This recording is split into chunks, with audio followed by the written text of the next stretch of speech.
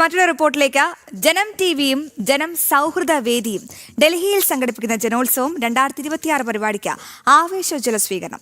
പരിപാടിയുടെ ഔദ്യോഗിക ലോഞ്ചിന് പിന്നാലെ എൻട്രി പാസുകളുടെ വിതരണത്തിൽ മികച്ച പ്രതികരണമാണ് ലഭിക്കുന്നത്. കേരളത്തിന്റെ സാംസ്കാരിക പൈതൃകം ലോകത്തിന് മുന്നിൽ കാഴ്ചവെക്കുന്ന ദിനരാത്രങ്ങൾക്കാണ് രാജ്യതലസ്ഥാനം സാക്ഷിയാകാൻ പോകുന്നത്. ചരിത്രത്തിലാദ്യമായി കേരളത്തിന്റെ സാംസ്കാരിക തനിമ പൂർണ്ണമായും സമന്വയിപ്പിച്ച് കേരളത്തിലെ മുഴുവൻ ജില്ലകളിലെയും കലാരൂപങ്ങളെ ഒന്നായി കോർത്തിണക്കി 3 ദിവസം നീളുന്ന മലയാളത്തിന്റെ കലാകുംഭമേളയ്ക്കാണ് ഡൽഹിയിൽ അരങ്ങൊരുങ്ങുന്നത്.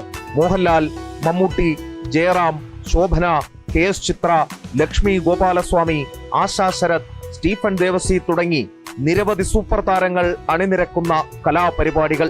ഡൽഹിയിലെ മലയാളി കലാകാരന്മാരുടെ പങ്കാളിത്തം. പ്രിയദർശൻ, ഷീല, മേനക, കീർത്തി സുരേഷ്, മണിരത്നം, സുഹാസിനി, ശ്രീജിത്ത് പണിക്കർ തുടങ്ങിയവർ നയിക്കുന്ന സെലിബ്രിറ്റി ചർച്ചകൾ. മലയാള മാധ്യമരംഗത്തെ തലപ്പൊക്കമുള്ളവർ അണിനിരക്കുന്ന മാധ്യമ ചർച്ച. കേരളത്തിന്റെ എഴുത്തിന്റെ ലോകത്തേക്ക് വാതിൽ തുറക്കുന്ന ലിറ്ററേച്ചർ ഫെസ്റ്റ്. പ്രമുഖ പ്രസാധകർ പങ്കെടുക്കുന്ന book festival. Kalamandalam, folklore academy എന്നിവിടങ്ങളിലെ കലാകാരന്മാർ ഉൾപ്പെടെ 150-ൽ പരം പ്രതിഭകൾ.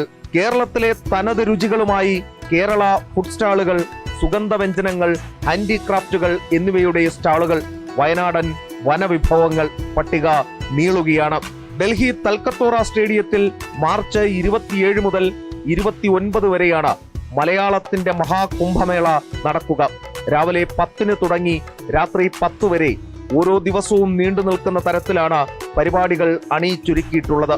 മലയാളിയാണെങ്കിലും മലയാളക്കരയാകെ സഞ്ചരിക്കുവാനോ മനസ്സിലാക്കുവാനോ കഴിയാത്ത ഓരോരുത്തർക്കും കേരളത്തിന്റെ സാംസ്കാരിക പൈതൃകം മനസ്സിലാക്കാനുള്ള ഒരു അസുലഭ അവസരമാണ് ജനോത്സവം 2026.